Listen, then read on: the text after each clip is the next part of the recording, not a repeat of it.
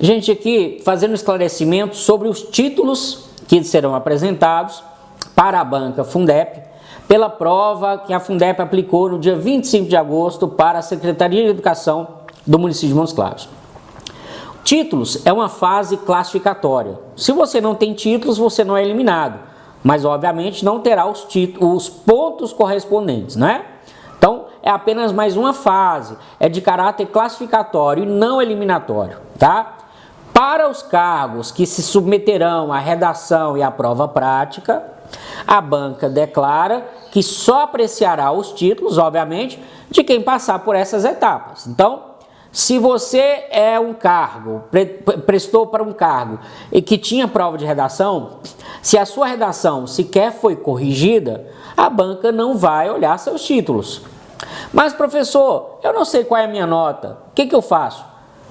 Tem título? Manda título. O prazo é do dia 28 de agosto ao dia 30 de agosto. Quais os títulos que temos? Nós temos os títulos acadêmicos e os títulos de experiência profissional. Qual é a pontuação máxima, professor, que eu posso conseguir? Nos títulos acadêmicos, você pode conseguir no máximo 6 pontos. Se você tiver uma pós, você ganha 1. Se você tiver, além da pós, você tiver um mestrado, você ganha mais 2. Então, você pode apresentar até uma pós. Ah, professor, eu tenho 2 pós. O edital diz que só será uma pós.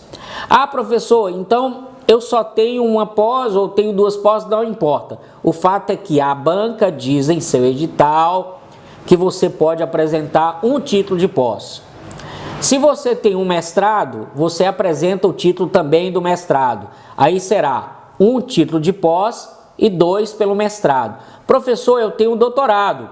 Então tá, você pode apresentar até um título de doutorado e por ele você tem no máximo 3 pontos.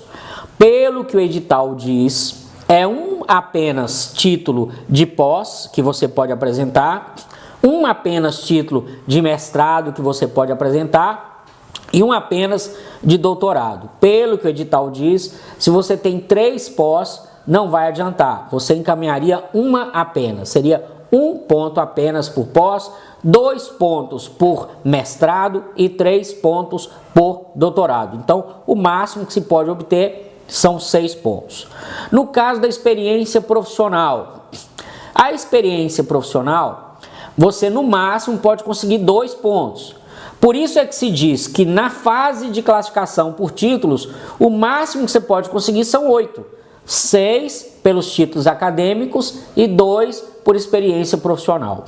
Nos títulos de experiência profissional, por cada 6 meses, e é o mínimo que se pode apresentar, se você trabalhou no lugar apenas por 4 meses, não vai contar. Tem que ter pelo menos 6 meses de experiência, tá? Ah, eu trabalhei em 2, cada um 3. Tudo bem, você tem que comprovar no mínimo 6 meses. Só vai contar pontos com 6 meses de experiência, tá? Não precisa ser de um lugar só, mas você tem que ter, para cada 6 meses é que você ganha ponto. Menos que isso não vai te dar ponto nenhum. Se apresentar 3 meses de experiência, não te dá ponto. Tem que ser 6 meses de experiência. E para cada 6 meses de experiência, você tem meio ponto. E você pode, nesse caso, nos títulos de experiência profissional, conseguir no máximo 2 pontos, o que soma aí 8. Beleza.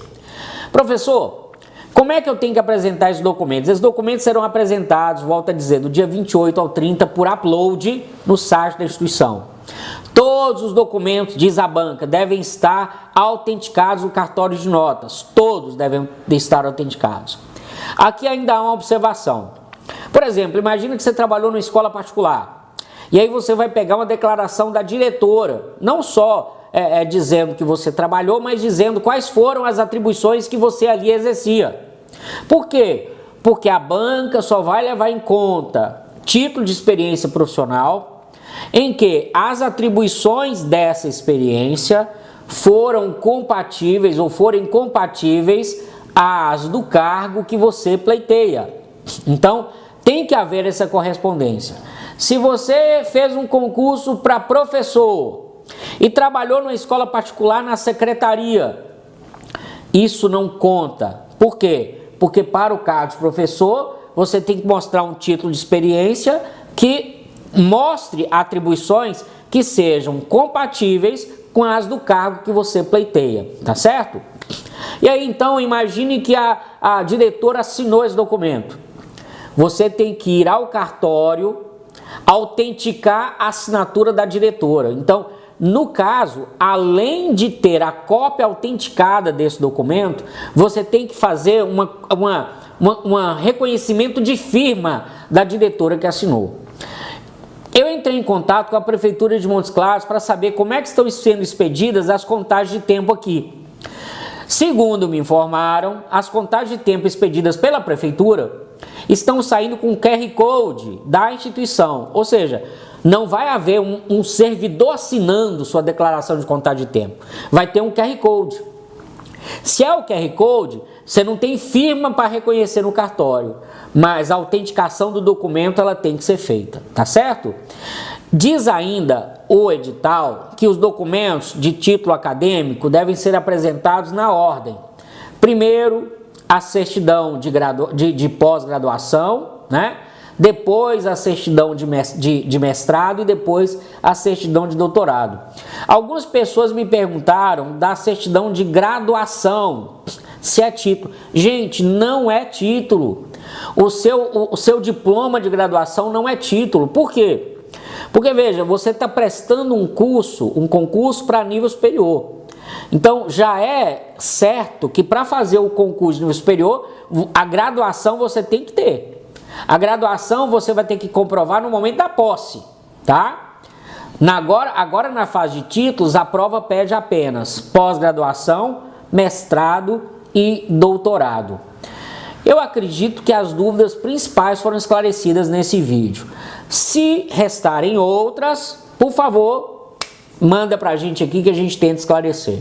Então, sucesso aí para vocês, né? Que vocês já tenham vencido a primeira etapa da prova objetiva e que vocês tenham êxito nas etapas seguintes, que vocês tenham uma bela redação corrigida e que vocês sigam estudando com o Marco. Estamos aqui justamente para proporcionar a você uma preparação excepcional e mais chances de aprovação. Um beijo, queijo e até mais.